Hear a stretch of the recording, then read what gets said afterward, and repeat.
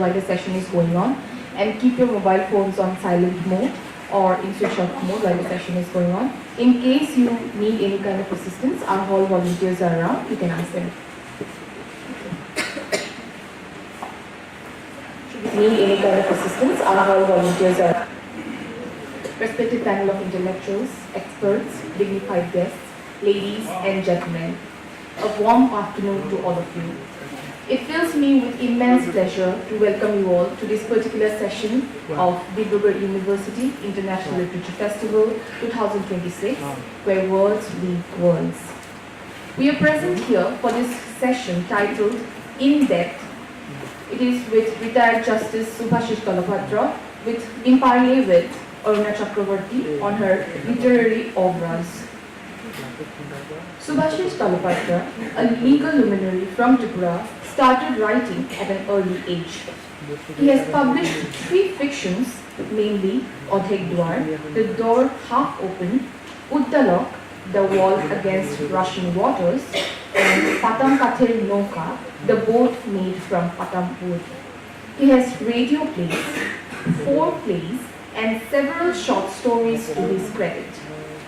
He has edited 2 volumes of short stories, Austere Ashwapur, the first volume of which was done with Sunil Gangopadhyaya, and a collection of 18 novels, namely Rag Hansharthani. His fiction, My Friend Otul, will be published soon. He started his profession as a lawyer and later became Chief Justice of Orissa High Court. At present, he is a member of Krishna Water Disputes Tribunal and the visiting faculty at the National Judicial Academy. We welcome you, sir.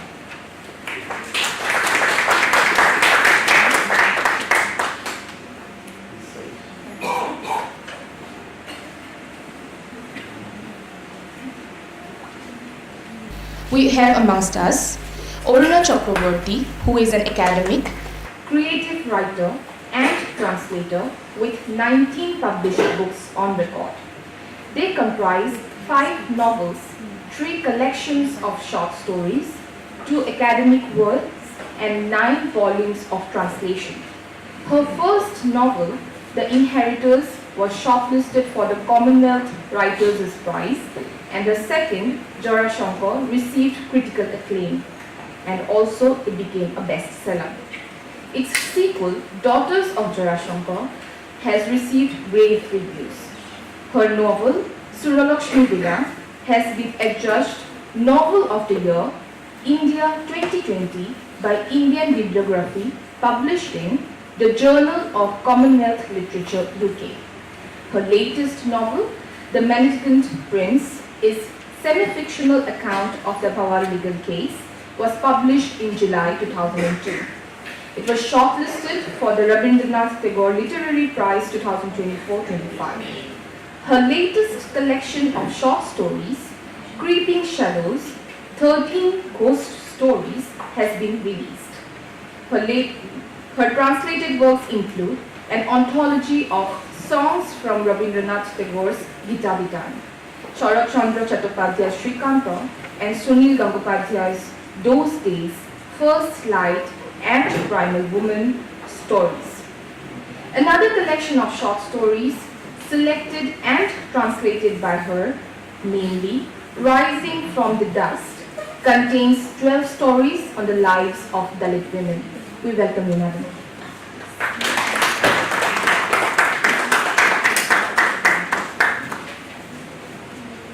The reporters for the session are Manti Mondal and Nena Guhan.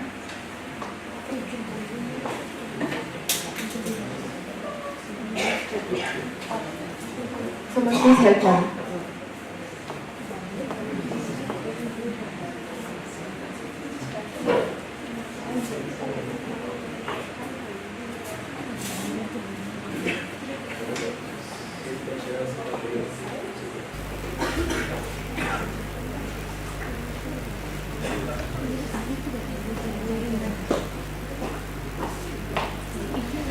So, without any further ado, let us delve into this particular session of this afternoon. Sir, at length, the session is yours now.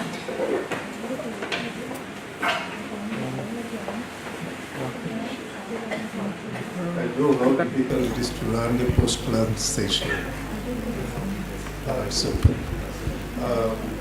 It's my privilege actually to introduce Aruna Chakraborty, a novelist. Basically a novelist, also a translator,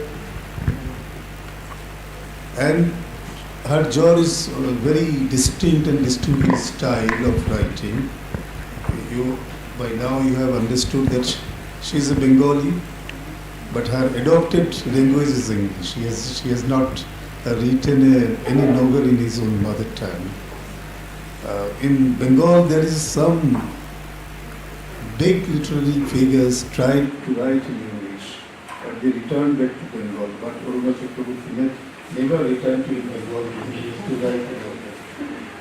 And I just quote very wonderful observation made by Gunjar, the famous lyricist about Aruna Chakraborty, while just reviewing this Joya Shaku. The Aruna Chakraborty's writing is so well soaked in the language and culture of Bengal that every time I read one of her books, I feel she has deprived her people, meaning the Bengalis, by not writing in her mother tongue. But on second thoughts, I feel that the rest of India and the world would have been deprived of her insight into the lives of the character had she written in Bengali. So, just first, I would just ask Aruna Ji, I think Aruna Ji, to why she has adopted English as a means of communicating her creative ideas to her own daily select leadership. Thank you, Justice Kolapatru. Welcome, everybody. I'm a Bengali, but I'm a Provashi Bengali. I don't know how many, I'm sure all of you will understand. Provashi means somebody who's lived outside Bengal. So I was born in Delhi, brought up in Delhi, educated in Delhi, married in Delhi, worked in Delhi. And my language of expression, my first language has always been English, because I studied in a convent. But my parents were also very deeply rooted to Bengal and to the culture of Bengal, the history, the literature, and we were taught right from babyhood to be very proud of our roots. So we were given a basic education in Bangla, but we were 8 brothers and sisters. So each one was expected to do the best that he could. After the initial, basic education, you educate yourself better, if you like, if you go. So we had lots of books in the house, and I was an avid reader from childhood. I don't remember when I started reading and when I started writing. It must have been from the time I picked up my ABC, my alphabets. So I used to write as a child, etc. But actually, as a child, I used to write lots of, poems, short stories, etc. But at one point, my creative writing stopped. And that probably happened because I took on English literature as my subject. And particularly in my days, which is many years ago, the kind of education that we had kind of taught us to look down upon the regional languages and literatures. Yeah. There was this bias towards English and the canonical English writings, which we internalized. We really thought that, this was the best. And so at that moment I thought that I was a nobody, I was useless. And I was, why was I writing? I should stop writing. And I stopped writing. And the whole thing, for about 25 years I did write it all.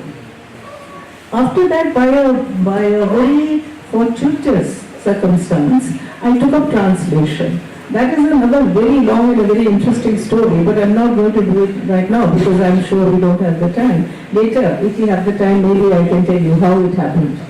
But I got into translation and I found that because I was always interested in Bangla.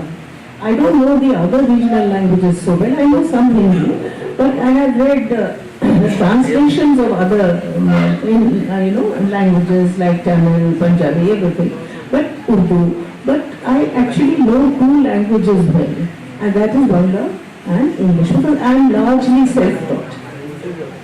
So when I started writing, translation seemed a very easy thing for me to do, because I knew enough Bangla to understand, what I was translating, and I knew enough English to express it well. But another thing, was that not only did I know the two languages, I think it's very important for a translator not only to know the two languages well, but also to know the two cultures.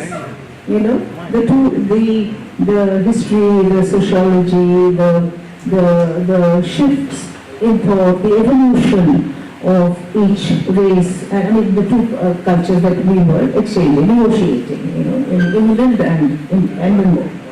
So that is why I began my translation, and it worked very well. Even though I was a Purashivanagi and I had very little actual instruction in Bangla, my first work, which was a translation of 100 songs from Rabindranath's Gita Vitan, that somehow became very waves.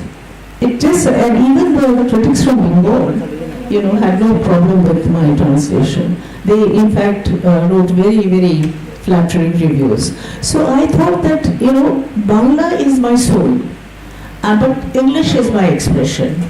So after that, whether I have translated or whether I have written my creative writing, you will notice that even in my creative writing, the subject is Bangla. Always the subject is Bangla, though the language is English. So, it is wonderfully spoken that Bangla is your soul and English is your expression. Just I want to know that when you were translating Sunil Gangopathyay those days, Shei Shomoy, you actually encountered with the culture and very mighty individuals of that time of 19th century, which is a very transforming years from the Bengali culture, Bengali politics, Bengali social life, everything. Whether that somewhere it germinated in you the idea of writing inheritance. Because Inheritance. Inheritance. Whether there is any connect or just I am assuming something which is not real. That is a question I want to know you from as a reader. It's very perceptive of you to ask me this question. Because it's true that even in my creative writing, actually most of my translation has been from a bygone year. Rabindranath, Sharat Chandra, then Sunil Gangopathyay, of whose works I've done several. I've done Those Days, First Light, then a volume of short stories and various others. So all that kind of seeped into me. And also I was very interested in 19th century Bengali writing. I like Tara Shankar, Vibhuti Bhushan, I read them over and over again. So all that sense of 19th century Bengal kind of seeped into me.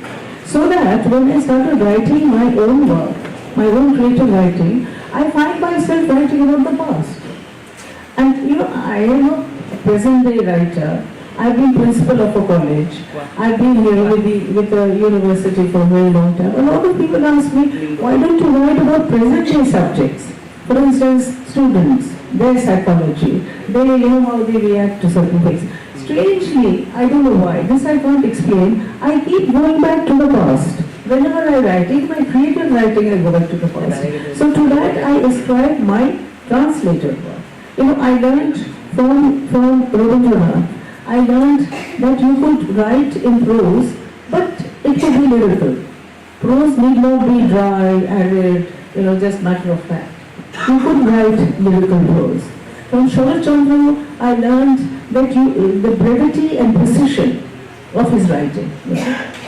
Sharat Chandra is a marvel at precision. He'll just give you 3 or 4 words in a sentence, and that will convey a whole image. And Sunil Gangopathyay, I learned how to be direct, forthright, no frills attached, and also the art of dialogue, how you write dialogue. And so I learned from many other writers. So it is absolutely true what you said, is that when I wrote The Inheritors, I of course fell back on the past because I'm writing about my own ancestors. And then I kind of derived from the translations that I did, and I internalized all that, and that is what came into my writing. Actually, I have not really, I have visited Calcutta from time to time, but mostly in the past few years, past say 20 years or so, at lit fests. Before that, it was just small holidays. And I have travelled in Bengal, and I have travelled to many places in Bengal. But I don't really know Bengal in the sense, except from my reading. One interesting thing I'd just like to share with you, Justice Balabatra, is that when I wrote this book, Sudha Lakshmi Lila, that was set in Malda. And so Bhaskar Ghosh, who, Bhaskar,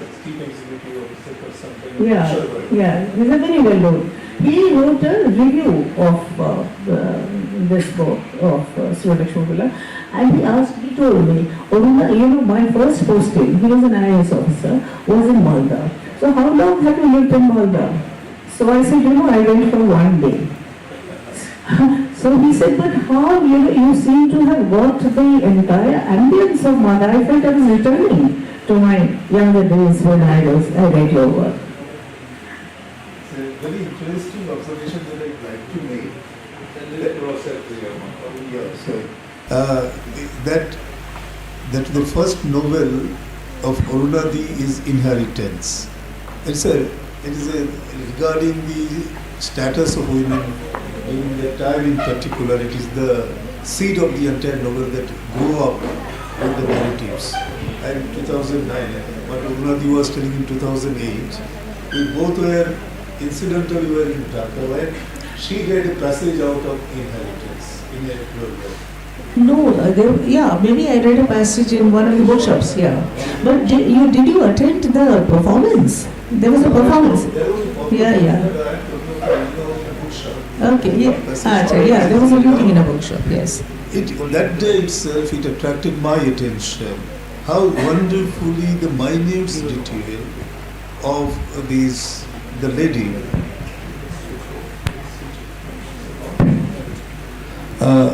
There is a construction of the narrative that attracted me.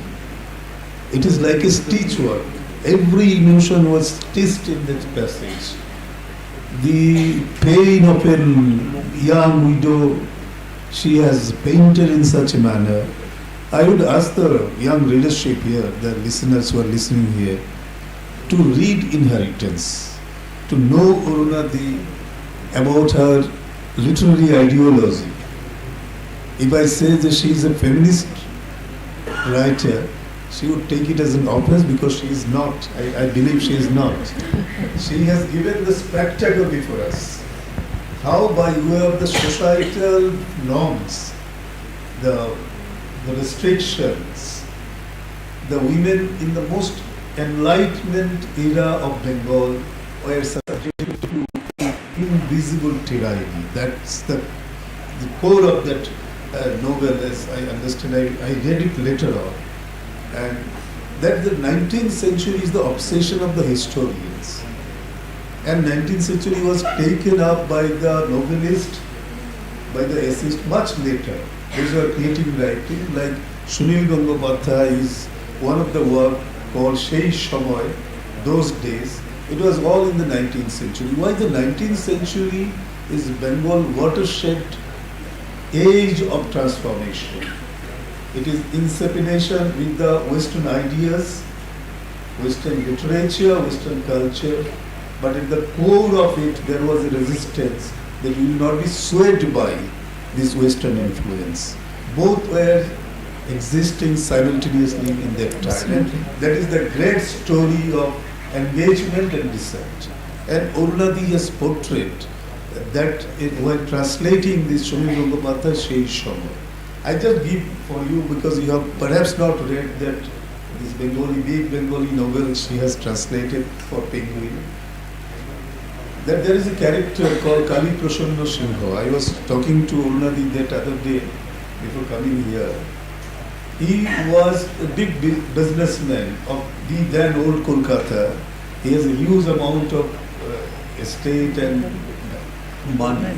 But this gentleman was very self-respecting and early nationalist.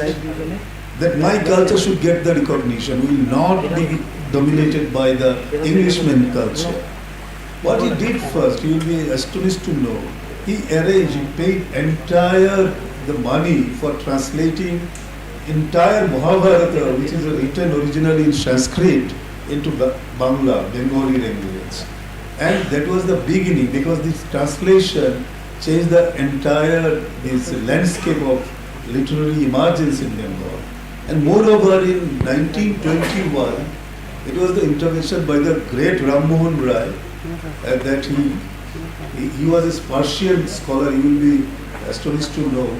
Later on, he learned Sanskrit, went to England and came back with the ideas how our society should change.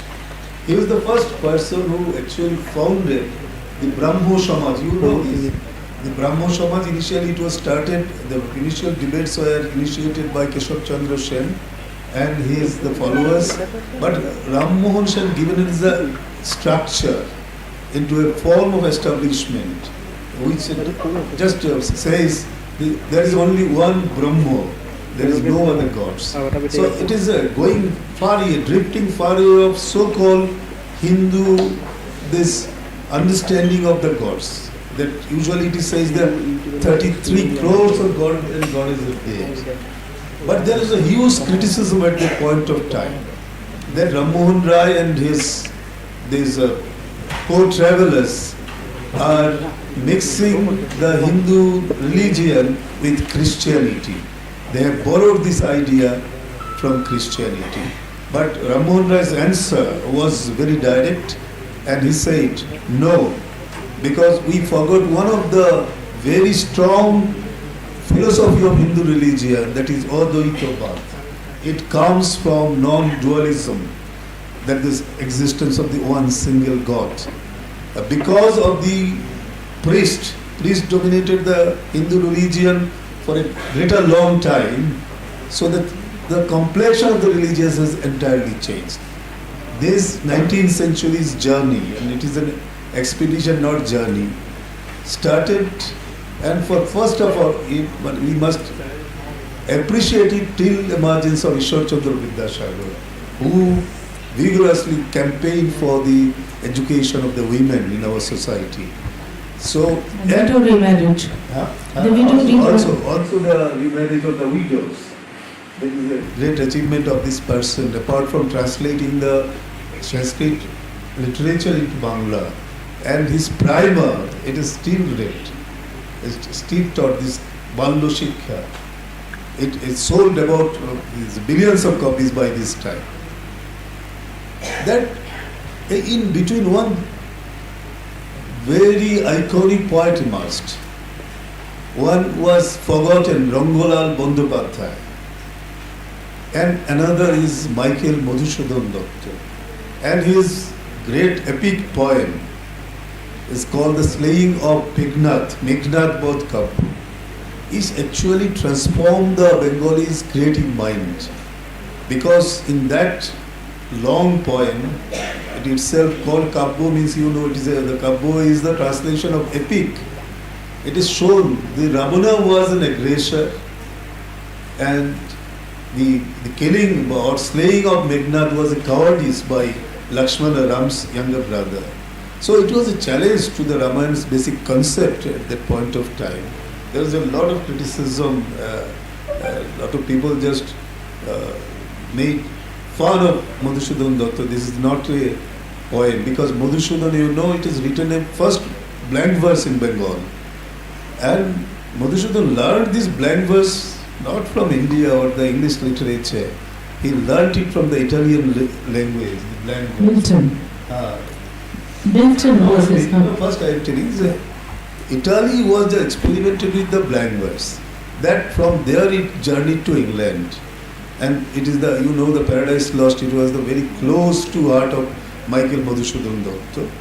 And he learned about these sonnets from Petrarch of Italy, because his house in Paris, I visited that house, It is still under occupation of someone else.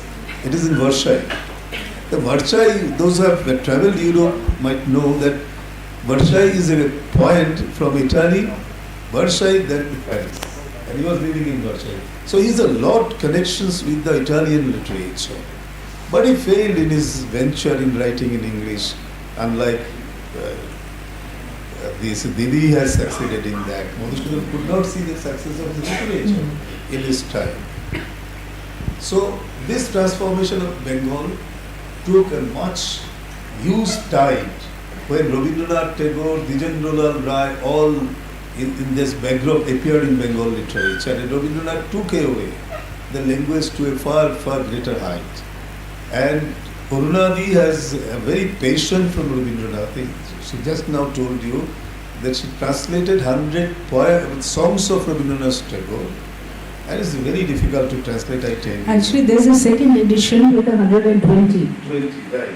But it's very difficult. Those who know these Tagore song is a kind of every word matters. Every word matters.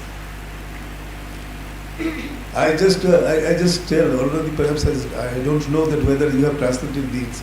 There is a song, it's called, those who can understand little Bengali, all you have to understand little Bengali, one song is there, Eshechiye Tobu Asho Nai, Janai Ge. I think some of you have listened to that song, meaning that you had come but you may not have come. So how it will be translated in English? Because English people will never understand what is the meaning. Only the Bengali people who are very emotional, they will understand this romantic of here of Indians. So I will just go. Arunadi's engagement of 19th century Bengal also continued when she was writing these two books. One is this Jora Shaku.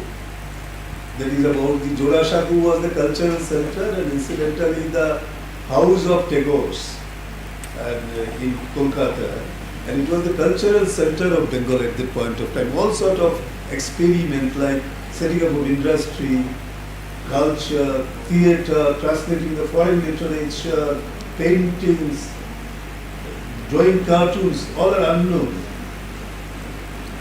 So I will just request Arunadi that when she was writing the Jora Shaku in particular, because there is a sequel, The Daughters of Jora Shaku is written thereafter, whether she ever thought that it will be the continuation of her engagement what she had while writing this inheritance, because it actually culminated to that point in what Bengal would be in future, what the Tagore's family was thinking, particularly Rabindranath, Jyotirindranath, and all of them. Yanoda Nandini Devi, one of the lady, you must remember his name, her name, sorry. I would just request you to just say something about that time. No, I didn't write the Jora Shaku novels, at least not consciously, as a continuation of the inheritors. You see, what happened was that, as I told you, in my childhood, my parents were very deeply rooted. And they taught us, my father used to tell us stories about, the history of Bengal, the culture, the music, the great men of Bengal. Like Ishwar Chandra Vidyashankar, Madhusudan Datta, all these people you mentioned, Darukanath and Ramonda. I used to notice that he never mentioned any women, and I probably was born with a gender, instinct. And I always thought that there's something missing, that the men are stealing the limelight.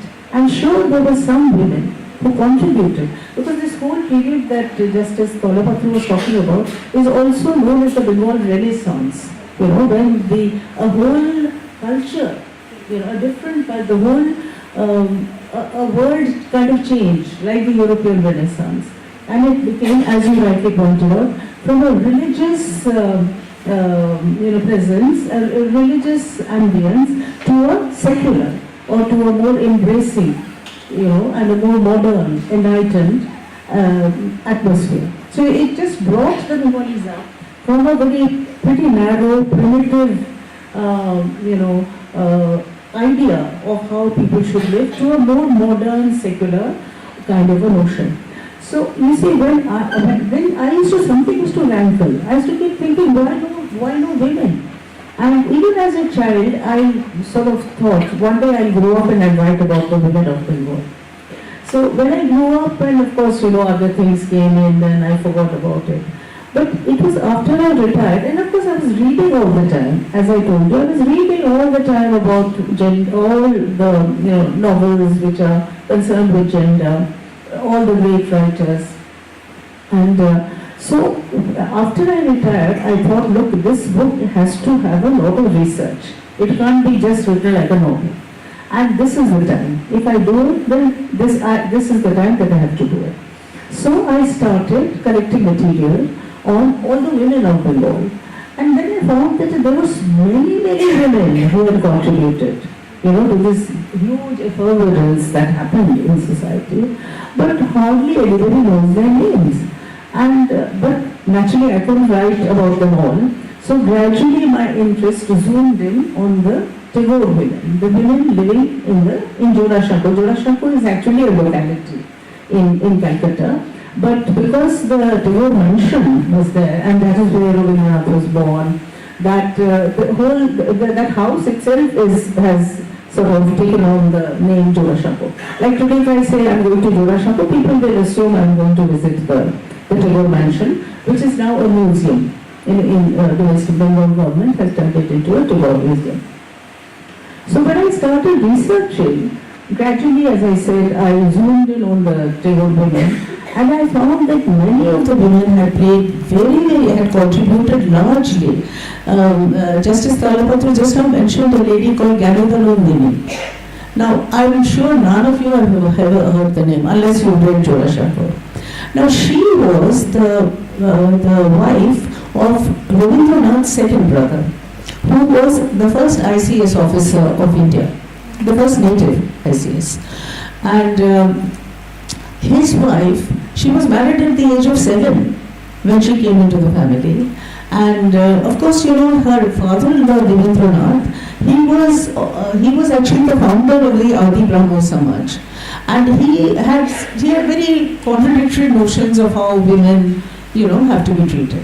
He believed that women have to be educated. And so they had a little school kind of a thing where the daughters-in-law, everybody went, and they learned basic Bangla, then mathematics, arithmetic, the basic subjects. And then they were encouraged to read, and they even had a journal, called Bharati, in which everybody was encouraged to write, even the women, the daughters-in-law wrote.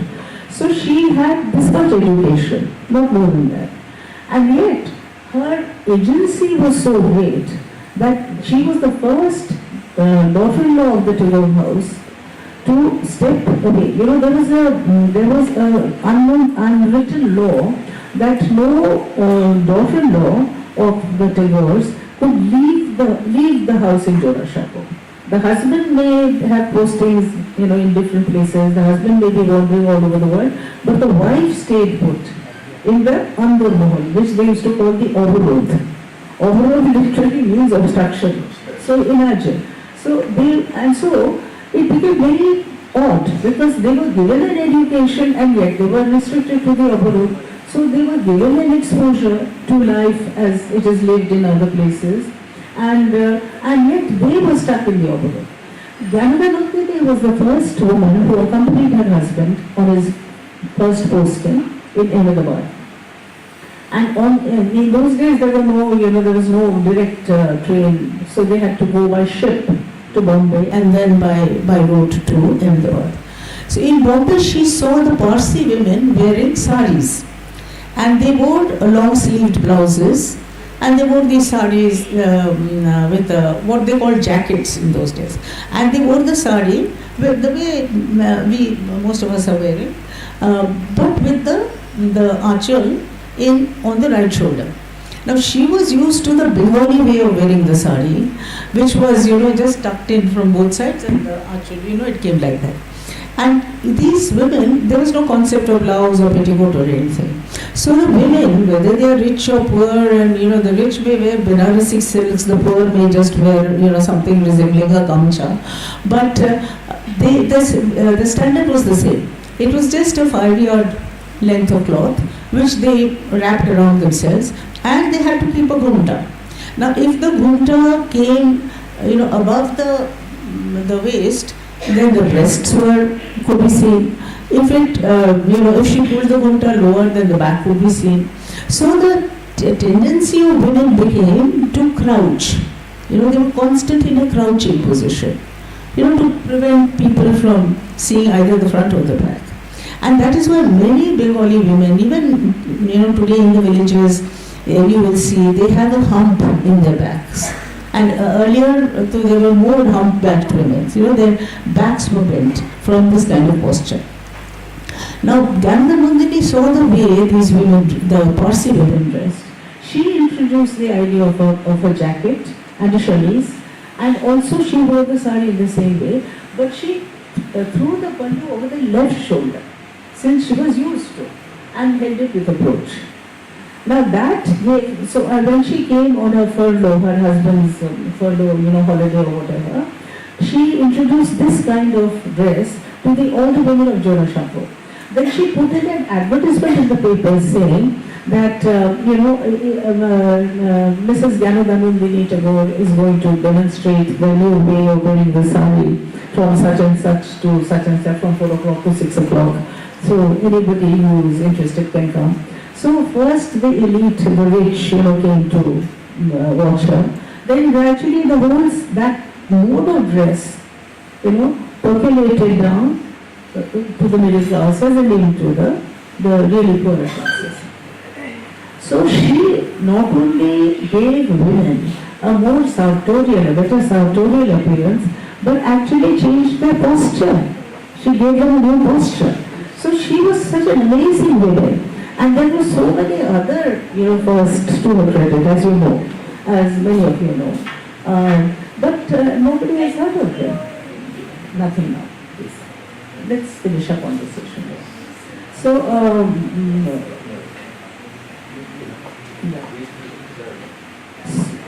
so she was one of the women. And then gradually, there were others also like her.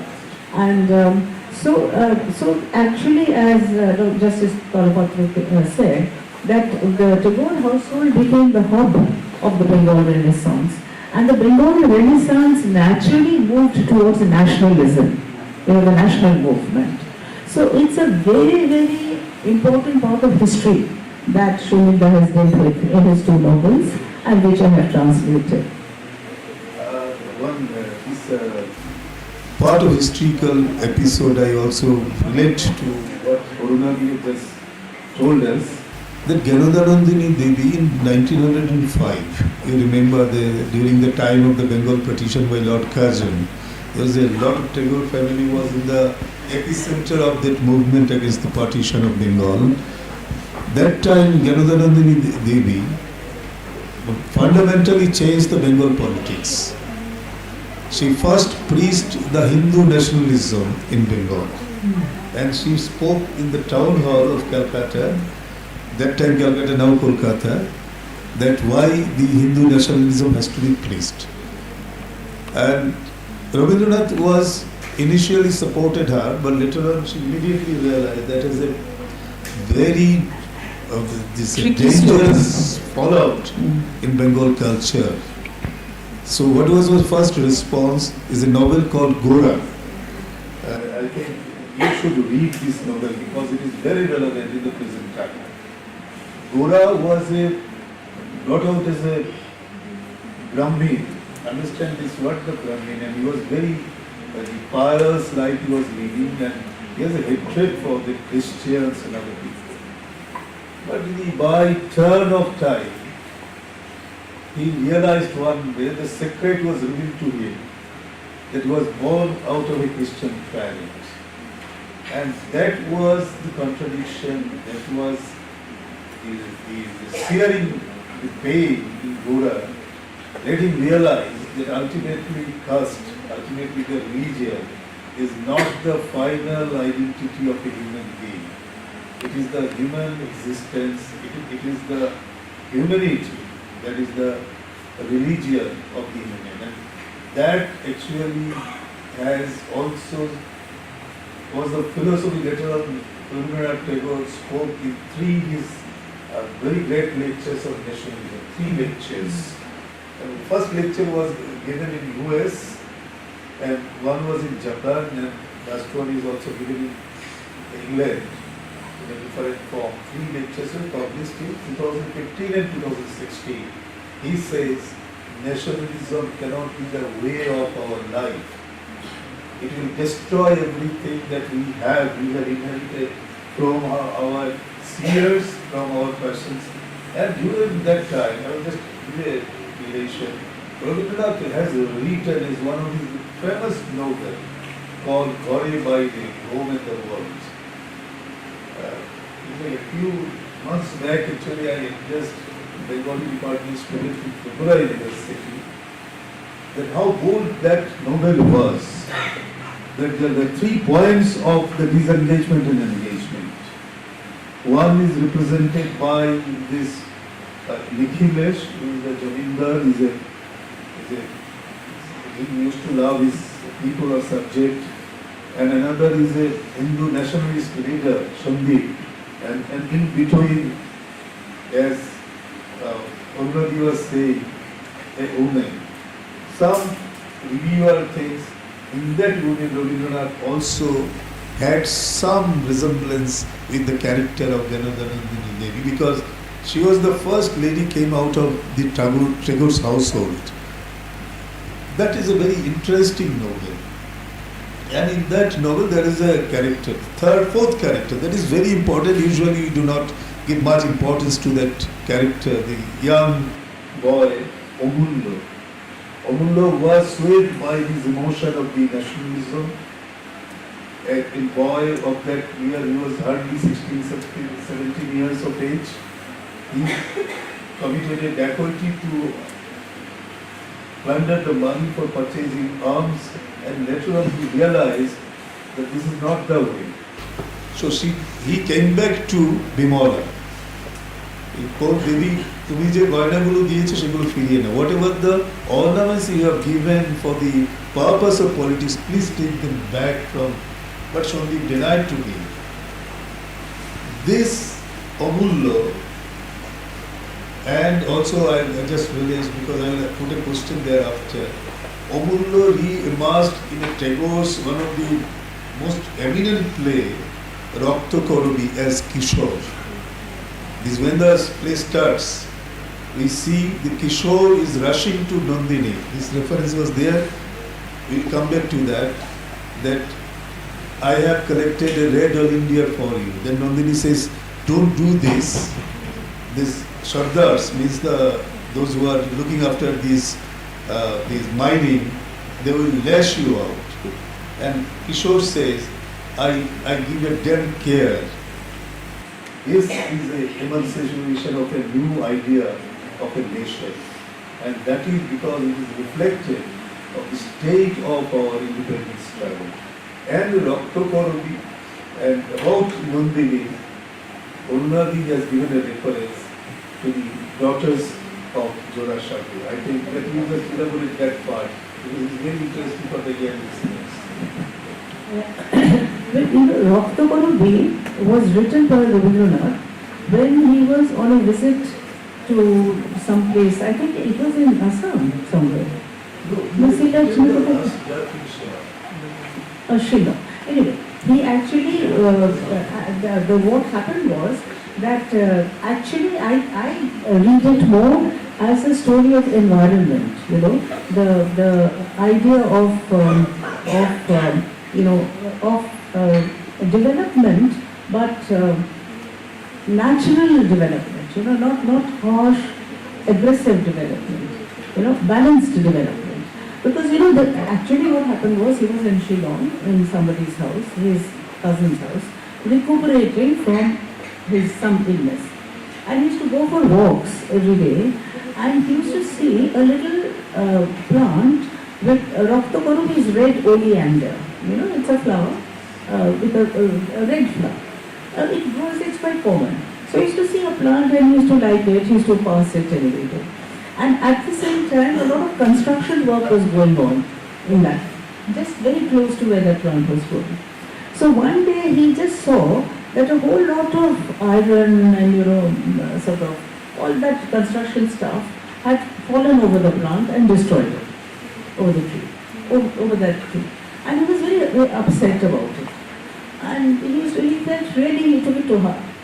But after quite a few days, he was walking the same path, he found a tiny little tendril coming out through the iron, that net. Something coming out. And at the tip of it was a red bud. So, the thing is that nature, industry or development may try to crush nature, but nature survives. I read the book like that. So that was my way, construct on that book. That nature survives, and its nature is very important. So the whole idea of environment, which today we talk about so much, preserving environment, came to Rabindranath as early as this thing was written, I think, in 19. Do you have the date? 25, yes, I know. So around that place. About, say, 10 years or so before he passed away. Just one thing I just want to... Rabindranath, actually, when Rabindranath was asked, what is the focus of Rakta, he says it displays the contradiction between what used word Akorshanjivi Shobhata and Korshanjivi Shobhata. That you are saying about the environment, it is the agricultural society versus capitalist society. In the capitalist society, environment is given the rear seat, but in agricultural society, they understand the environment, because if they are not getting the support from the environment, from the climate, from the clouds, from the rains, they cannot just reap the harvest in time. That's what the people are very simple. They live in a collective of a society. They care for each other. But in a capitalist society, it is alienation of the individual.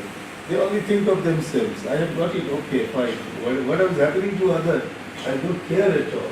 Rabindranath was completely against this kind of life, and he was always saying this is the Polli Shobhata. He was just coined this word. He wanted that India should be the Polli Shobhata, means India should live in village, but it's completely different from Gandhiji's notion of the Gram Swaraj. It is completely different. And Rabindranath, for showing us what should be a Polli Shobhata, he initiated Sri Niketan, a self-reliant village, which will be led by the elected representative, where how to do this irrigation and everything. Like what he did for education and the arts in Shantiniketan, he did for the farmers and artisans in Sri Niketan. Now, already I want to just say, in between the intersect first between these your other ideas, that this Orunadi has selected and translated 12 short stories written on Dalit women. Just carefully listen to the verse. Selected and edited 12 short stories written and translated. Written on Dalit women. Those are not written by the Dalit women, but the other authors have written on Dalit women. Very casually I say, there is a very literary contradiction in it. The Gayatri Chakravarti's Piva. Those who are the student of literature must read one of his essays called Do Subalterns Speak? Right. This is a very important essay. There, Gayatri Chakravarti's Piva, it is not about you. They asked a question. Really, those people are writing for the Dalits. They can represent the voice of the Dalit. I now put the question, what was Orunadi's experience when you are selecting and translating? Really, they are reflecting the voice of those Dalit women. Because the problem Gayatri Chakravarti Spivak pointed out is generally is that the writer from his class position or the caste position write these stories actually completely evaporates the pain completely, because there is also a defense mechanism towards his caste or her caste. I just want to I have sort of been asked this question a number of times, that can non-Dalits write about Dalits? Since they haven't gone through the experience of what the Dalits have, suffered, or whatever their issues were for so many years, generations, centuries, can they really write about women, about Dalits? Now, to that question, I will ask you a question, or ask that: can only women write about women? Men have not gone through the issues, gone through the persecution, gone through the sufferings of women, and yet men have written very sensitive, very good literature on women. So, Shari Chaudhary was the essence of Nari, he was the first. I in fact feel he's the first gender sensitive writer in Bengal at least. So frankly, I know that there is this great debate about whether Dalits can write about Dalits. And in fact, I'm confiding a little, a number of lit fests where this subject, this book, Rising from the Dust, was to be discussed, had to be put off because the organizers were afraid, because there is a faction who actually feel that it's an insult to them, Dalit writes about a Dalit. Now, firstly, I wasn't writing those stories, I was translating them. But I've even had to answer at various forums that can you even translate a Dalit story if you haven't really been a Dalit? Frankly, I don't take that. I don't buy that. I think some of the best Dalit stories have been written by non-Dalit authors. That is point one. No, let's leave Gayatri Bismibak alone. I'm not going to that. No, because she has her own, her own agenda, her own philosophy. And if we bring her in, then I can't, because I don't subscribe to her. I'm totally in a different space. Now see, where I took my inspiration from was from the fact that I read, among all the other 19th century writers and that I read for my other novels, I read a biography of Rani Rashmani. Rani Rashmani, I don't know if many of you know the story, and I don't know if there's time for me to tell the story, but she came from a Dalit family. She was a Shudra. But she was married also to a Shudra, but a very wealthy man of Calcutta, a man with many estates and many businesses and industries. She was only 10 when she was married, and a Shudra little girl, totally illiterate, didn't know one letter from another. And yet her intelligence and her memory was such that she picked up from just people talking, like hearing her father-in-law talking to the night probably, or hearing speaking to his wife. She picked up all the knowledge about where the estates were, what businesses were there in the family, what the problems of the businesses were, which was failing, which was losing, which was doing well, etc. So when her father-in-law died, her husband was one of those typical Calcutta babus, who drank and womanized and flew pigeons and that kind of thing. So she took on the role of the zamindar. And she not only preserved all the wealth and everything of her father-in-law, but she increased it to such an extent that she was given the title Rani. Her original name would have been Rashmani Dashi, because Shudras were called Dashi. So people called her Rani Rashmani. So a woman of her power, her position, her wealth, when she wanted to build a temple for Kali, the temple was built. This was that the Filishot temple. Temple was built, but no Brahmin was ready to come forward and consecrate the temple or say the prayers. Till, Ramakrishna, who was just, slightly off. He was not quite the normal, he didn't fit into the norm of the Brahmin. He agreed to do it, and that is how, the whole, such a huge revolution came about in Bengal.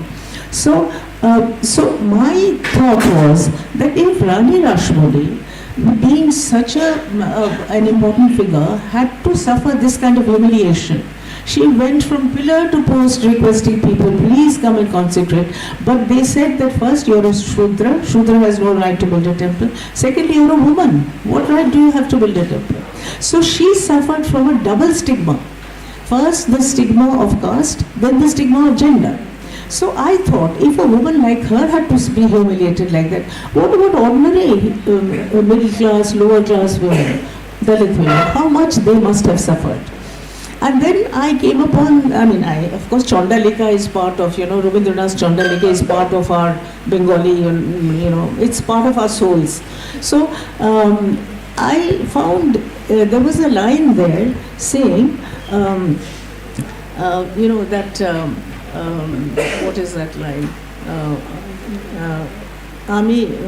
What is it? Sorry. That. না ওই যে গানটা ওই যেটা আছে না ফুল বলে ধন্য আমি জন্ম নিয়েছি ভুলিতে দয়া করে দাও ভুলিতে নাই ধুলি মোর অন্তরে that I was born in the dust but please help me, let me forget it because there is no dust within me. So I chose stories in which women were not shown as victims. They were victims, but they were also rebellious. They were fighting their victimhood. And that's why I've called the book Rising from the Dust. They're not crushed in the dust, they're rising. And in the picture, in the front of the book, Cover page.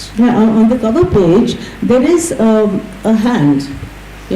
And it's a woman's hand, you can make out because there are bangles on the hand. But it's a strong hand, it's not a delicate, fragile hand. And she has just burst the shackles in which the hand was bound. There's a broken chain. So that was the way I presented these stories. And I selected them from a spectrum of 100 years, from Sharat Chandra onwards to the modern Dalit writers who are actually writing, Dalit writers who are writing. And so I have 12 stories, and I have tried to pick on, Dalits we often feel are a homogeneous lot. They are, but they're not.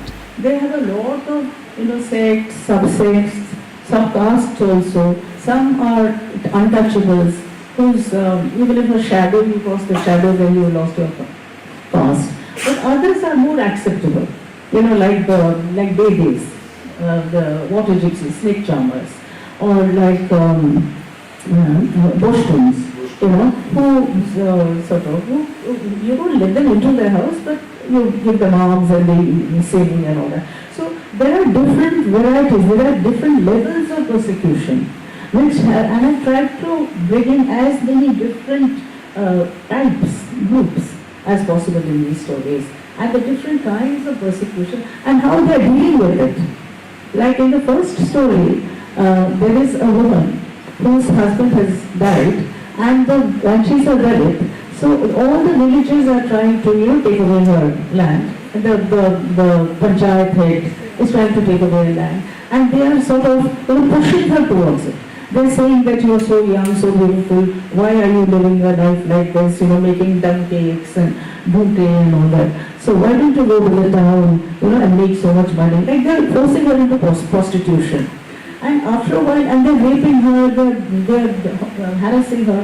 So what she does is, she goes and visits a man with syphilis, whom she had known, who was dying of syphilis. And she goes to him and says, let me spend one night with you, give me one night.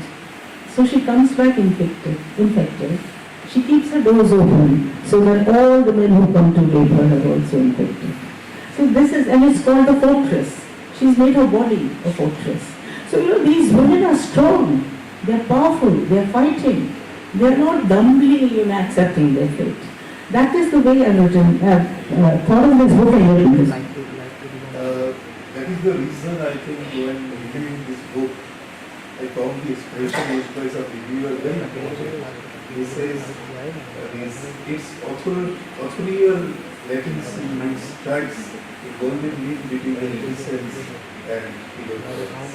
So what we can say about the translation, about the narratives that you have put up and the bundle in that book, is may we continue for 5 minutes? because we lost 15 minutes of 20 minutes in the beginning. I remember the last question to Runati.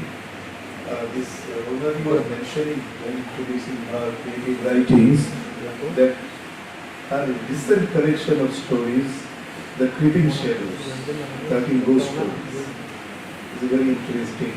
Runati would completely disagree with me that the Runati's passionate engagement with Rabindranath Tagore, her biographical notes that called Chebebela. There Rabindranath writes about the Ashwatthagata, people tree, and about a Petri, the woman ghost. Then Rabindranath has written a lot of ghost stories, like Konkal, Nishithe at night, Konkal is skeleton, and this Monihara, that Chaturitra in Pinkorna, one of the stories, Monihara, they also regarding a ghost story, the comebacks after marriage. So Bengal has a big treasure trove of the ghost stories, and Arunadhi has added to this. But there is my question. Arunadhi is just, see the way he looks at literature, it is post-colonial and most modern perspective of the literature. Why she has suddenly ventured to the ghost stories? There is a very kind of a, because this uncanny existence of the ghost, right? That in this 1800 to 1900 in Europe, there was one literary form called the Victorian Gothic, I think. Yeah. You know, this is a very important thing about the ghost story, the literary theory. It says that during that time Europe was getting industrialized very fast. So all ghosts died out of the rationality. There was no ghost. All died their nature because people were thinking rationally. People did not believe in ghosts. So the ghost stories returned back with a modern twist, that our anxiety, that the gaps in our thinking process that we cannot understand. Moreover, the industrialist society has generated in our mind a persisting confusion, and that is where the new type of new generation of, or the Genji ghost appeared in the literature. I will ask Arunadhi, because regarding ghost, one of my favorite statement I have read, it is the Toilokkunath Mukhopadhyay. Those who cannot read Bengali, but he was a wonderful writer in wit and sarcasm. He was defining what is the bhut, means this ghost, what is the definition of a ghost. He says that water, when it condensed, becomes ice, right? And darkness, when it condenses, becomes ghost. Right? This is his definition. He's in Bengali, he says, Jol Junia Junia Borof hoy, Andhukar Junia Junia Bhut hoy. Trilokunath's statement is, I will never forget in my life. It is so intellectually. But I will just request, this is my last question, that what is the perspective of her thinking of writing new kind of, new genre of the ghost stories? I think this is very important. You must know. Well, basically, it was laziness. I had been writing, historical, biographical novels, and even my short stories were pretty heavily researched. And I, particularly after writing my last one, the Bhaval Shonashi book, the medical twins, I had to do so much research, into the legal records, the medical records of that person. And actually, I traveled to Bangladesh to see the Rajmahal and all that. So I got very exhausted, and I thought, to hell with more historical fiction, let me write something just for the fun of it. And then I thought I'd write some short stories. Then short stories also, I thought, let me break out of my mold and not write, even my short stories have some sort of, historical and biographical, that kind of background. So I said, I'll just write something that comes into my head, some straight from my head. And then I remember that as a child, I was a great storyteller. I used to catch hold of my brothers and sisters and say, listen to my story. And I used to often tell them those stories. And when I got married and had a daughter, she and her friends, my neighboring children, they would, crowd around me. I would tell them those stories. And I could see the dual thing, the fear and yet the fascination. They wanted to tell the story, but they were afraid. They were afraid of going to the washroom alone. Somebody please come with me. So I thought, let me just try and recover some of that. So when I started writing, and I didn't write it with any idea of publishing or anything of the kind. I just thought, just for the fun of it. So, and then I wrote one story. And then I thought I was rather enjoying the process. Maza aa raha tha, bhalo lagchilo. Then I wrote another. And then I wrote another. Then another idea came, I wrote. Then when I had written 11 stories, I just sent them to 3 publishers. One was Pendant, one was Westland, and one was, what was the third? Penguin, Westland, and Piccolo. I mean, Pendant. All 3 accepted. And it was at that point that I heard that ghost stories were the in thing. I didn't even know. They said, oh, these ghost stories sell very well, and they were all ready to publish. And then I signed up with Penguin. And then my editor told me, Urunati, see, 11 stories are fine, but why don't you make it 13? That will be nice and spooky. So I wrote 2 more. And so these stories came about. But my stories are not the gothic horror genre. They are not the kind of stories in which, suddenly the ceiling opens and somebody comes with long teeth and fountains of blood sprout out. These are stories of human interest stories, but with a supernatural twist in the end. Like when you start reading it, you feel it's an ordinary story, intergeneration, how, a mother and daughter, relationship between a mother and daughter, or lovers, or friends, or enemies, or whatever. They begin like ordinary stories. But then, somewhere, I think that is the essence of how I write it, how I think a ghost story has to be written, and the way I write it, is that gradually you put in little hints that, it's not really what you're thinking, it's something else. Then after a while the hint gets a little broader, then the hint gets a little broader, and at the end there's a terrific twist and you are left absolutely startled. So that's the way. So the last line is always the punchline. And I found that these stories I really enjoyed writing, and I wrote them, and fortunately they will publish, and it seems as if a lot of people are buying the book also. So those stories are popular. Same actually the experience with Dustin Bond. Dustin was very usually writing some stories. He was not interested to publish those stories. Suddenly one publisher, one of the famous visitors, he said, I'm taking this. And it was published and till now. It was nice. He would like to publish it, but it's a nice thing. So that ghosts were loved by the readers, and in Bengal literature there are several kinds of Shahid and then not this tall ghost, short ghost. In Bengal, we tend to humanize and appropriate everything. Everything, Bhoot, Pret, the cosmos, even the gods are somebody or the other, Chand Mama, Bagh Mama, Bidal Mashi, even an animal, and the tree, the people tree is like the Vatu Brikho, head of the family, and like Durga, Mahashakti comes down to the earth for 3 days as a little Uma. And then she's loved and pampered, and and all the rituals of Durga Puja, actually, what we call the morning Anjali. It's like the whole neighborhood celebrates in the return of a girl from her Shoshugal, from her Sasural. And so they bring her flowers, that is Anjali. And then the small breakfast is given, simple fruits and sweets which she shares. Then the bhog, it's a very simple, or the lunch that an ordinary middle class or lower class woman will feed her daughter.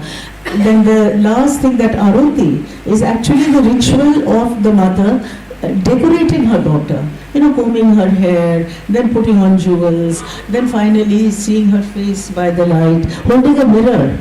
All these are part of the arati thing. Holding a mirror to see, you're looking pretty, and then finally fanning her because, she's been, because of the mosquitoes probably or whatever. So all these rituals we center, we humanize our gods and goddesses. So we even humanize our ghosts. The Mamdu Bhut is a Muslim man, Muslim male after death. The Brahmaduti is a Brahmin after death. The Petini is Pretini, means a woman, and Pretini and Shakshuni, they are greedy. And I have a notion, I have a sort of an explanation for that. They are greedy because women spend a lifetime, depriving themselves of food. They first feed the husband, then the children, then whatever is left. So now that no social expectations are left, they are free to, be greedy and steal and then eat, So the Petri is fond of fish, the Shakchari is fond of milk, and so they steal and all. So the way we humanize our ghosts, and actually in one particular story, which is called Grandmother's Bundle, which is actually actual stories that I've heard, that all Bengalis I think have heard in my childhood. There's a lot of humor also, connected with these ghostly apparitions. Even in some ghost stories, this person who is reading the ghost, he talk to the ghost. No, yes, please, give my way, I want to go. That's also there. And just as a concluding note from me, we could have discussed, is one of the important novels, The Medical King. But Orodi has made a reference, it is regarding the Bawal Sannyashis, the legal case. And you please read this book. We will all not discuss all the content of the books. These are very important books. He researched so hardly and it came so well. So please read.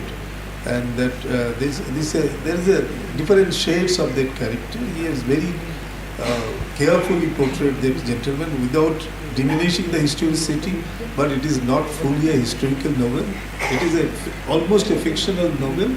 She has given some historical backdrops, and that is where this uniqueness of this book, because it's become different from history, become different from the normal fictions. So you please read that book. And lastly, about the ghost, I tell that in a recent time there was one Bengali film called Bhuter Bhavishwat. It is our response to Back to Future. So it's a funny film. You can see that film, including Satyajit Ray's 2 films, Gopigan Bhagavai and Gopi Bhaga Fire Elo. These 2 films are also about ghosts. Even Munihar. Munihar is part of that.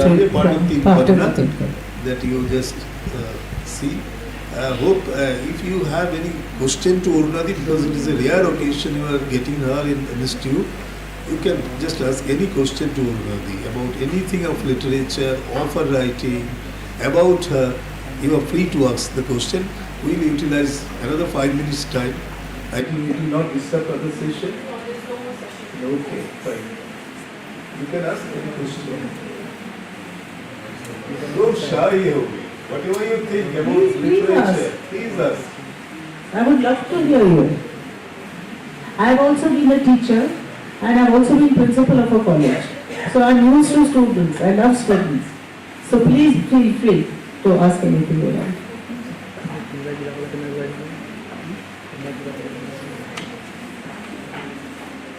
You ask the question. Why not? Ask the question. She's very shy.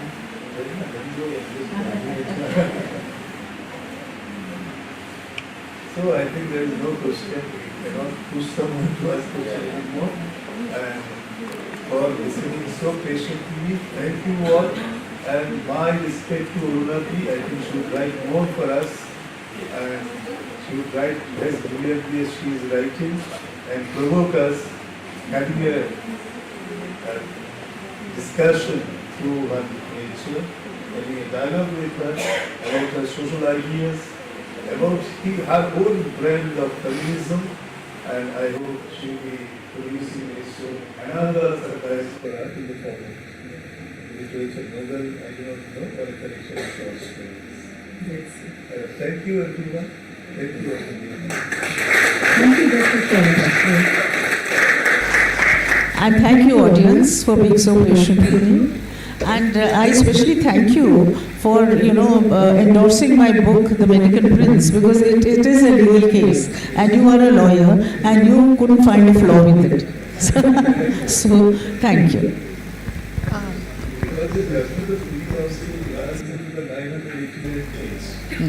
Yes.